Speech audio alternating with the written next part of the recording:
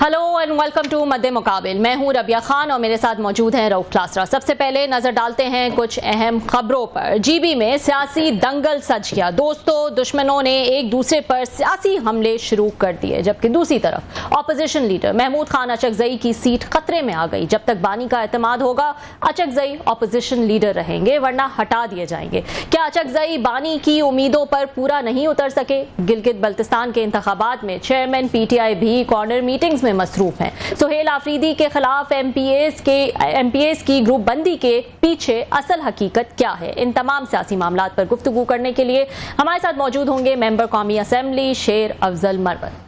इसके अलावा वफाकी हुकूमत ने अरबों रुपयों की लागत से एक और नया कन्वेंशन सेंटर बनाने का फैसला कर लिया। पहले से मौजूद कन्वेंशन सेंटर की मौजूदगी में नया बनाने की जरूरत क्यों पेश आई? माजी की हुकूमतें मौजूदा कन्वेंशन सेंटर को सफेद हाथी करार देकर फरोग करने की कोशिश करती रही हैं। अब नया कन्वेंशन सेंटर बनाकर कौमी खजाने पर क्यों बोझ डाला जा रहा है, इस पर भी बात करेंगे आज के प्रोग्राम में।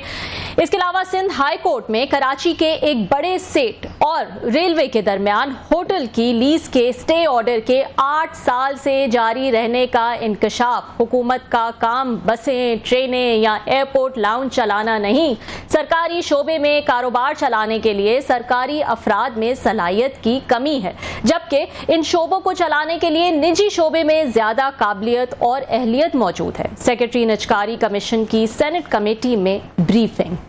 इसके अलावा पीआईए की निजकारी के बाद अब तक खरीदार की जानिब से सिर्फ 5 अरब रुपए की अदायगी का इंकशाफ। पीआईए के भारत में 2 दफातर जो मुंबई में जिनकी मालियत 11 करोड़ 52 लाख और न्यू दिल्ली में 12 करोड़ और 19 लाख भारतीय रुपए हैं, वो भी नए बिडर्स के साथ ट्रांजैक्शन का हिस्सा बनाया जा रहा है। जबकि मुल्क भर में पीआईए की इमारतों और प्लॉट्स की कीमतों की तफसीलात भी सामने आ गई हैं। इस मामले पर कमेटी के अरकान ने खदशात का इजहार कर दिया है। सेनेट निजकारी कमेटी के इजलास का अहवाल जानेंगे रऊफ क्लासरा की ज़बानी। लेकिन सबसे पहले इस वक्त बात कर लेते हैं, हमारे साथ मौजूद हैं मेंबर कौमी असेंबली शेर अफजल मरवत साहब। अस्सलाम वालेकुम मरवत साहब, बहुत शुक्रिया ज्वाइन करने के लिए।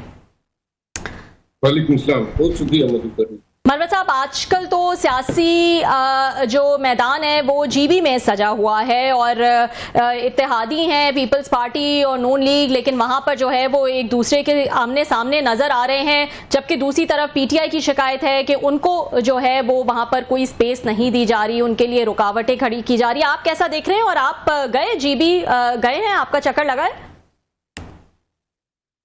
ख्वाहिश तो मेरी थी जाने की, लेकिन समझ नहीं आ रही थी कि किसके लिए कैंपेन करूंगा, क्योंकि पीटीआई की लीडरशिप खुद भी नहीं जा सकी और इस पार्टी का वतीरा है कि जो काम इनसे खुद नहीं हो सकते दूसरों को भी करने नहीं देते। अच्छा, मेरे गिलगित बल्तिस्तान की जो भी सियासत है ना, वैसे तो इलेक्शन हो रहे हैं, थोड़ी बहुत गेमी है, लेकिन कुछ हालों में फील हो रहा है पाकिस्तान में सियासत जो है, जब तक फॉर्म 47 के हवाले से लोगों के खत्म नहीं होते हैं, ये हर एक इलेक्शन जो है वो खोखला महसूस होगा। अभी जिस तरीके से पीटीआई के लीडरशिप को जाने से रोका है, इसने पूरे इलेक्शन पे जो है ऐसे सवाल खड़े कर दिए हैं। पार्टी को जो है निशान से भी महरूम कर दिया और पार्टी को भी मैं शाबाश देता हूँ कि 2024 से पार्टी निशान से महरूम है और अभी तक इन्होंने कोई भी पार्टी नहीं बनाई, कोई दूसरी पार्टी रजिस्टर कर लेते। लेकिन काम जो है ना, जिस तरह आप देखें पंजाब में मां सिवाय केपी के मुल्क में कहीं पर पीटीआई की कोई तंजीम नहीं है, तो लिहाजा काम पता नहीं है। और दूसरा, मैं गिलगित बल्तिस्तान के अवाम को यह कहना चाहता हूँ कि गिलगित बल्तिस्तान को पाकिस्तान की सियासी पार्टियों ने जाड़न के तौर पे इस्तेमाल किया है, अपने जूते से साफ किए हैं। इन्होंने गिलगित बल्तिस्तान के लोगों को अभी तक कोई बुनियादी हकूक ही नहीं दिए। सदर पाकिस्तान के 2018 में एक आर्डर उसने जारी किया था, उस आर्डर के तहत ये ममलिकत वहां का चल रहा है। वहां किसी की बुनियादी हकूक नहीं है, यानी कि आपको आर्बिट्री अरेस्ट से रोकना। अभी ये कहते हैं कि जी पीटीआई के लोगों ने एनओसी नहीं किया, तो एनओसी लेना जरूरी था। देखिए, गिलगित बल्तिस्तान और आजाद कश्मीर ये पाकिस्तान के आईन में कहीं इनका जिक्र नहीं है और ये पाकिस्तान का हिस्सा तस्वुर नहीं होते। तो लिहाजा आज तक इन दो इलाकों में जो डेवलपमेंट हुई, इंडिया ने जो है कश्मीर को 2019 में अपने इंटरनेशनल जितनी कमिटमेंट्स थी उसको वायलेट करते हुए अपना हिस्सा जो है आर्टिकल 370 के तहत बना दिया। हमने जो हमारे अपने इलाके हैं अभी तक हम दरेजार हैं कि क्यों कर हम इनको कॉन्स्टिट्यूशनल स्टेटस नहीं दे रहे हैं। फिर दूसरी बात यह है कि गिलगित बल्तिस्तान की गुर्बत जी, वो जितने इस इलाके के लोग अच्छे हैं ना, जब तक गिलगित बल्तिस्तान के लोग अपने लिए नई क़यादत नहीं चुनते, या इनकी क़यादत देखे ना, पीटीआई की हुकूमत थी मरकज में, तो वहां गिलगित बल्तिस्तान में पीटीआई की 2/3 मेजॉरिटी थी। यही हालत कश्मीर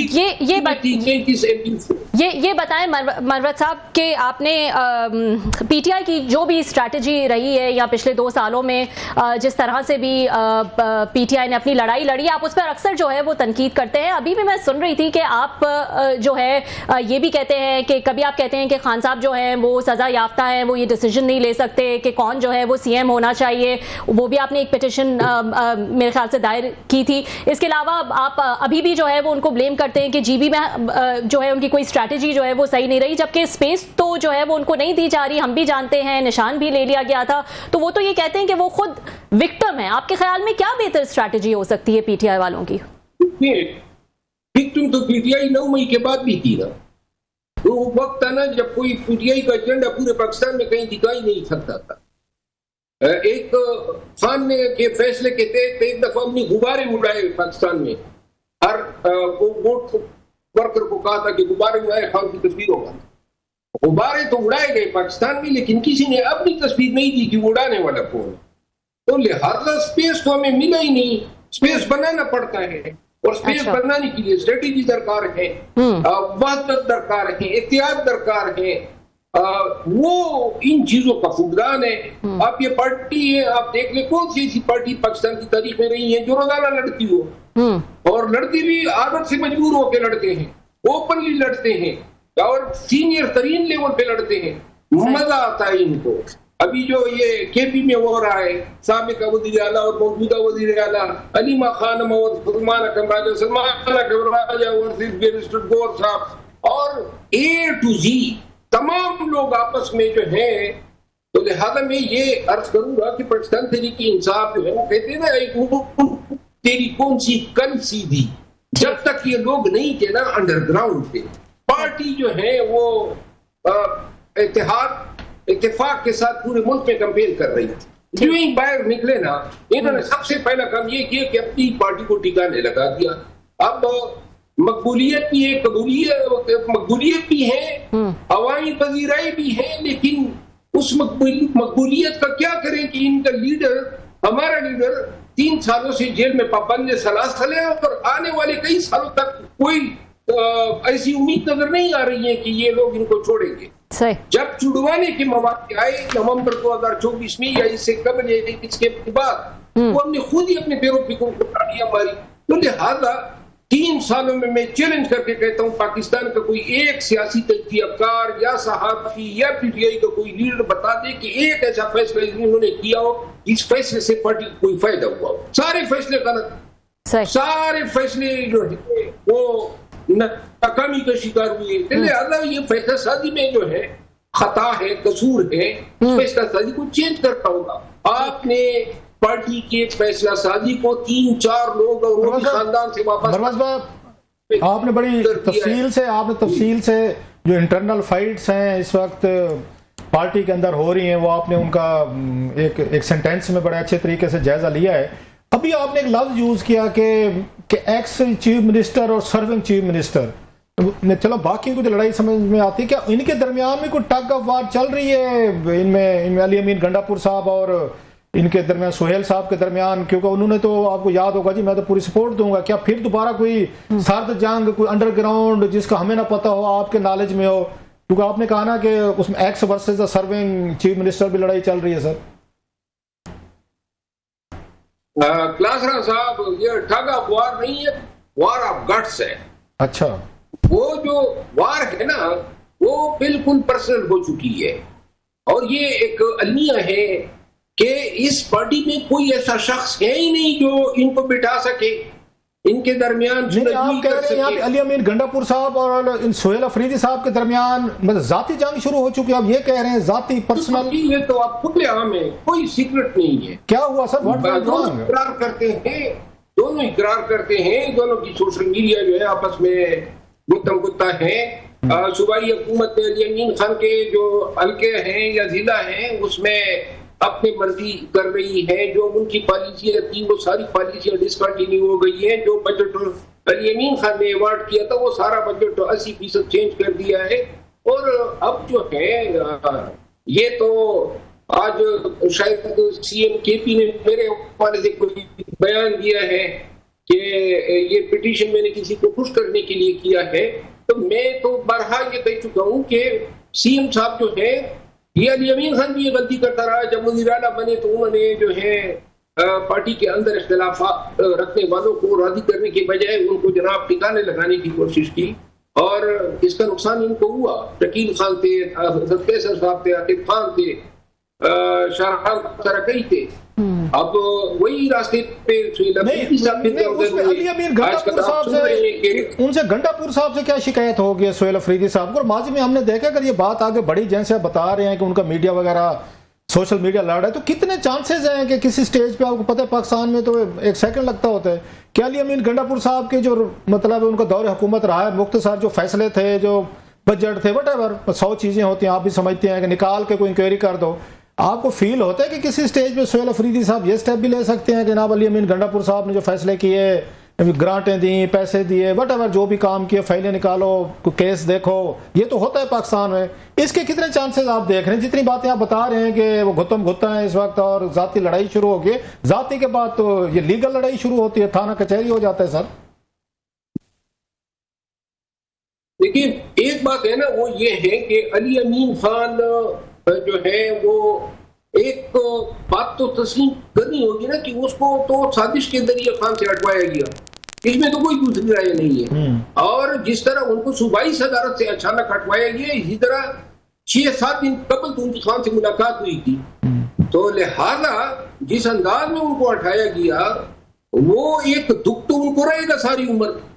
यानी कौन, या फिर खान ने कहा कि जी आप इस्तीफा दें, तो लिहाजा इनके पास तो कोई दूसरा रास्ता ही नहीं था।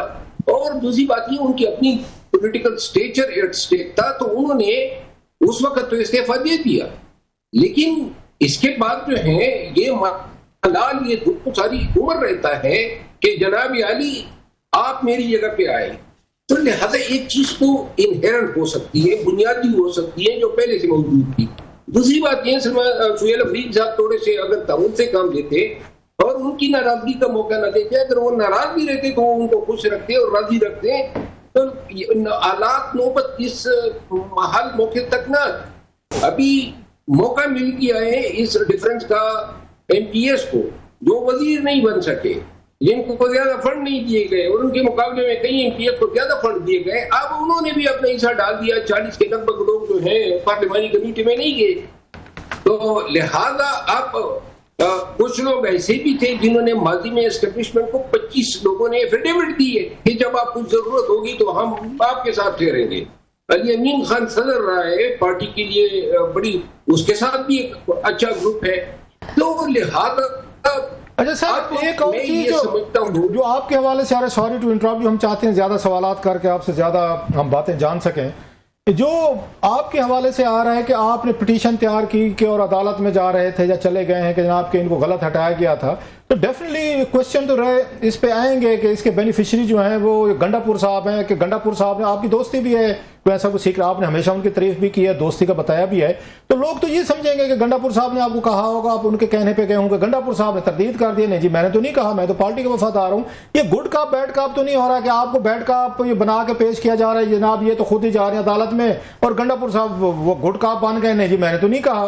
तो what is the reality? Gandapur साहब ने आपको कहा, आपके अपने जहन में आया कि सोहेल अफरीदी साहब पे आपको भी गुस्सा है, हमें पता है उस बात का, रीजन का भी, असल कहानी क्या है बॉस? देखिए, मैं आपको एक अर्ज करूंगा, आप जानते हैं 30 साल से हूँ मुझे सर, मैं पाकिस्तान तहरीक इंसाफ ने 3 दफे निकालने के बाद मुझ पे गाड़ियों की बूचाड़ की, 2 साल से मैं इनकी ट्रॉलिंग को भुगत रहा हूँ। और अब जो है मुझसे मजीद अब मैं बिल्कुल बागी हो चुका हूं। मैं अब वो करूंगा जो मेरी मर्जी होगी। पहले मैं लिहाज करता था, लेकिन ये जो मिसाल के तौर पे केपी पे ना अमन अमान है, वहां पे मेरे सारे फंड मुंजमिद, मेरे रिश्तेदार तब्दील, मेरे कमिटियों की चेयरमैनशिप से उन्होंने हटा दिया, और मैं गौर साहब, शहरियार साहब सबके पास किया कि इनको रोके। तो लिहाजा उस वक्त कोई मेरे काम नहीं आया या कोई नहीं मनवा सका, तो लिहाजा मैंने तो इसे रिएक्शन के तौर पे किया और मैं बताता हूँ मीडिया पे। अब लोग इसको साजिश बना रहे हैं। मैं एक अपने हवाले से एक बात वादे कर दूं कि मैं जो बात इधर करता हूँ वही मैं मेरे जहन और दिल में होता। नहीं, अली अमीन ने अगर इसका फायदा नहीं, आपको पटिशन के बाद उसमें आपको जो मरवत भाई, आपको मतलब अली अमीन साहब ने फोन किया गंडापुर साहब ने इस पटिशन के बाद, जो आप उनको हटवाने के लिए ले गए, इनको सोहेल अफरीदी साहब को, और उनको रिस्टोर कराने के लिए कोई राब्ता हुआ? कुछ आपको उन्होंने कहा, मना किया हो या कहा हो, थपकी दी हो, कोई एनी कांटेक्ट बिटवीन आपके और उनके दरमियान सर, इसके बाद पटिशन जो आप लेकर गए? अली अमीन खान ने पहले जब मैंने ऐलान किया था ना कि मैं जा रहा हूँ कोर्ट, अभी मैं गया नहीं था, तो उन्होंने कहा कि इसको रहने दें, लोग मुझ पे तोहमत लगाएंगे। बाद में जो है वो जो पिटीशन जिन ग्राउंड पे मैं लेके गया था, वो मैं समझता हूँ बड़े अनडूएबल ग्राउंड है, और ये इंटरटेन हो सकती है। इस दौरान जो है पार्टी ने बजाय इसके कि मुझे ये कहते कि जनाब अली आप खान के फैसले के खिलाफ जा रहे हैं, आप खुले दिल का सबूत दें या कोई अच्छी बात करते, कोई अपनाइयत का इज़हार करते, ये लोग गालम गलोच पे फिर उतर आए। अब गालियों से अगर किसी ने हार मानी होती तो 2-2.5 साल में मैं मान लेता, तो हाँ अच्छी बात कर लेते। और मैंने ये मीडिया पे ये बात की है। अली अमीन खान जो है वो भी मेरा ख्याल ये है कि मौजूदा हालात में शायद अब इस चीज से महसूस हो रहे होंगे। अच्छा सर, एक और हमने चीज देखी कि माजी में ये कहा जाता था कि अलीमा खान साहब और सलमान अकरम राजा साहब जो हैं उनकी आपस में अच्छी अंडरस्टैंडिंग, कोऑर्डिनेशन है, वही शायद फैसला कर रहे हैं। लेकिन पिछले दिनों हमने देखा कि अलीमा खान साहबा ने सलमान अकरम राजा साहब पे अटैक किया, उन्होंने जवाबी उन पे बड़ा सीरियस अटैक कर दिया। ये क्या हुआ? What has happened? पहले तो वो इकट्ठे थे, एक साथ थे, तो आपके पास कोई अंदर की खबर है कि क्या हुआ सर? देखिए, पार्टी में, पीटीआई में खानदान के लोगों को गुलाम चाहिए, लीडर नहीं चाहिए। सलमान अकरम राजा साहब से मेरी कोई दुआ नहीं है, लेकिन वो एक वकील है और वकालत के पेशे में होने की वजह से एक चीज हमारे रगों में रच बस जाती है कि हम दूसरों को सिक्योरिटी देते हैं, तहफ़्फ़ुज़ देते हैं, रेपुटेशन अगर उनकी डैमेज होती है तो उनके ट्रायल या केसेस करते हैं और अपने हवाले से बड़े कॉन्शियस होते हैं। मेरे खिलाफ सलमान अकरम राजा साहब ने बयान दिए तो उनको ये इल्म होना चाहिए था, उनको खामखा मिलता, क्योंकि मैं जिस पेशे में हूँ उसमें यही हमने सीखा है कि बंदे को इज्जत करने वाले को इब्तिदा में रोको वरना वो रास्ता बना लेता है। तो सलमान अकरम राजा साहब जो है वो अपने पेशे से, अपनी आदत से मजबूर थे कि जवाब उन्होंने देना ही था और मैं उसको दुरुस्त समझता हूँ। अलीमा खानम जो है मोहतरमा, वो जिस अंदाज में पार्टी के लीडर को मुखातिब करती हैं वो इंसान तो समझती नहीं है, उनको तो गुलाम चाहिए, तो लिहाजा हर कोई गुलाम नहीं होता है। अब आपके और सलमान अकरम राजा साहब के आपके सलमान अकरम राजा साहब के दरमियान में कोई थोड़े से कोई हार्ट एक्सचेंजेस हुए थे ऑन वर्बल, तो कितने चांसेस हैं, वो कहते हैं मतलब है कि दोबारा दोस्ती हो जाए? आपकी माजी में और भी लोगों से हो गई थी जिनसे आपके तल्लुकात ठीक नहीं थे, फवाद चौधरी साहब और भी बहुत सारे इस तरह, तो सलमान अकरम राजा साहब से ये कितना चांसेस हैं आपकी भी उनसे कोऑर्डिनेशन, तल्लुकात, वर्किंग रिलेशनशिप अच्छी हो जाएगी इसके बाद?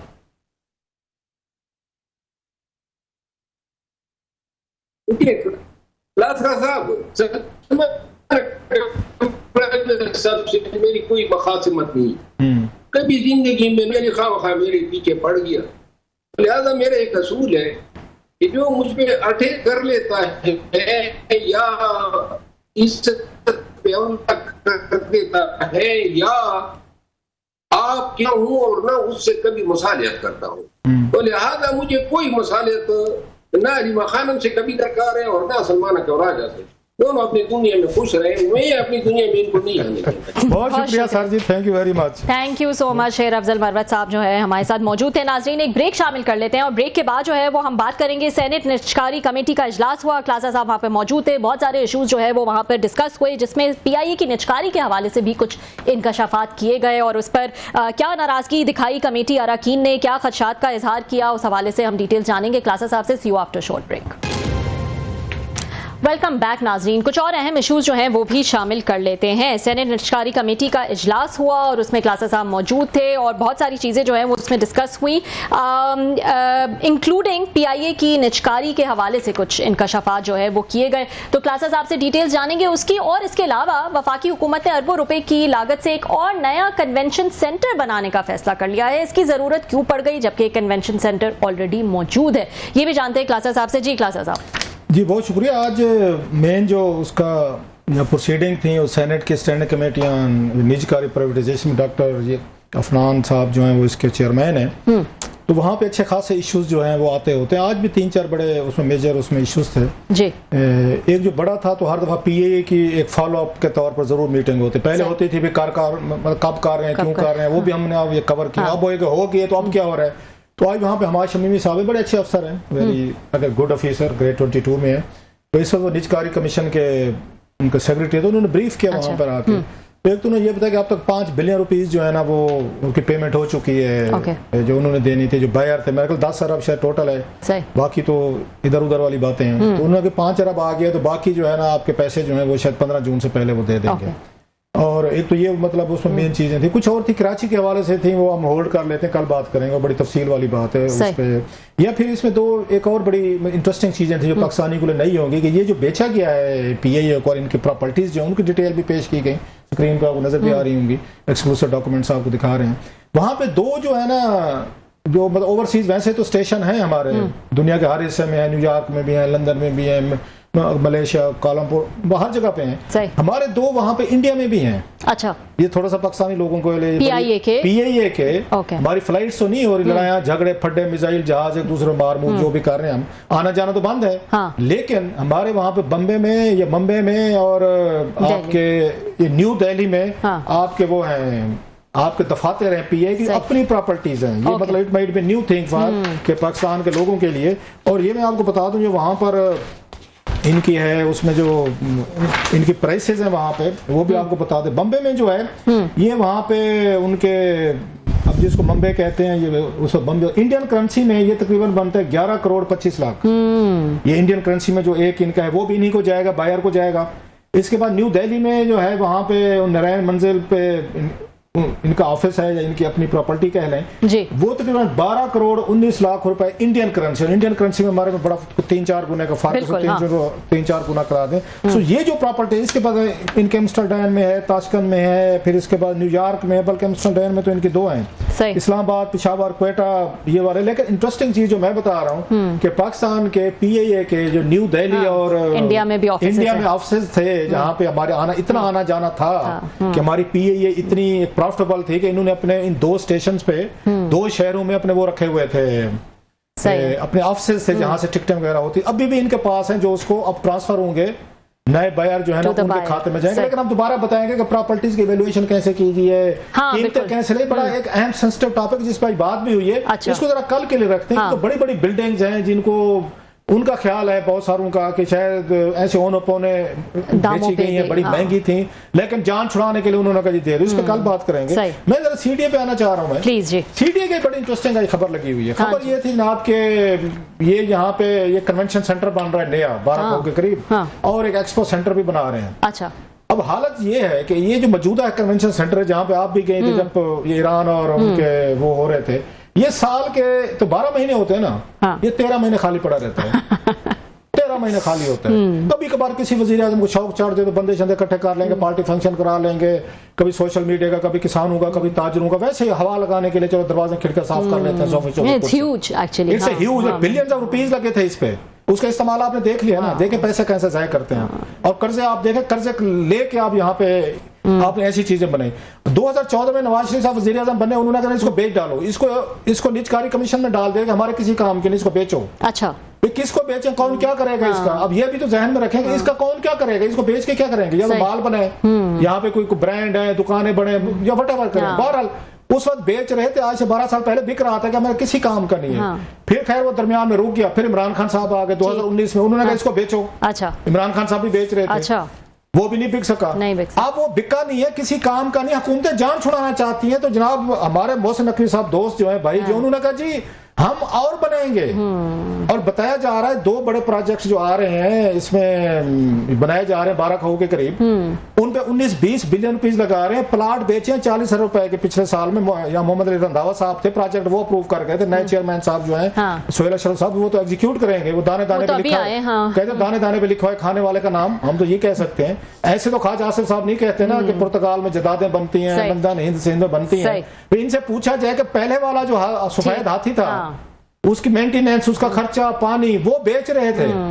आपको पढ़ के हम वो नया बनाएंगे, मतलब इस तरह के गैर जरूरी अखराजात कर रहे हैं, कर्जे ले रहे हैं, पैसे ले रहे हैं। इस मुल्क की हालत देखें, लोग उसे टैक्स लेके पेट्रोल पे, डीजल पे, गैस पे, बिलों पे। दूसरी तरफ आप यहाँ पे 20 बिलियन रुपीस के बना रहे हैं। शहर की हालत देख लें, गंदगी देख लें, मेंटेनेंस के मसाइल दे, उन पे कोई तवज्जो नहीं है। फुटपाथों पे, जो आम लोगों के पार्क्स पे, इसको हम टेकअप करते रहेंगे कि जनाब 20 बिलियन रुपीस के 2-3 नए प्रोजेक्ट बनाए जा रहे हैं और एक को बेच रहे थे, वो बिक नहीं रहा। उन्होंने कहा हम एक और खड़ा कर लेते हैं। ये पाकिस्तानी ब्यूरोक्रेसी और आपके पॉलिटिशियन का अनहोली अलायंस है, कोई पूछने वाला नहीं है। 20 अरब के करीब 2-3 प्रोजेक्ट बन रहे हैं। हम है ना क्लासा साहब पूछने वाले, हम पूछते रहेंगे और तो नकार खाने में तूती बजाते रहेंगे, कुछ सुने ना सुने, हम उठाते रहेंगे ये इश्यूज, लेकिन हम फिर भी फॉलो अप करते रहेंगे। बिल्कुल बिल्कुल। कन्वेंशन सेंटर के हवाले से भी और निचकारी कमेटी का जो इजलास हुआ है उसमें भी और बहुत सारी चीजें जो है वो डिस्कस हुई हैं विच आर वर्थ डिस्कसिंग, तो वो भी हम करेंगे आने वाले प्रोग्राम में। आज के लिए नाजरीन इतना ही, कल आपसे फिर मुलाकात होगी।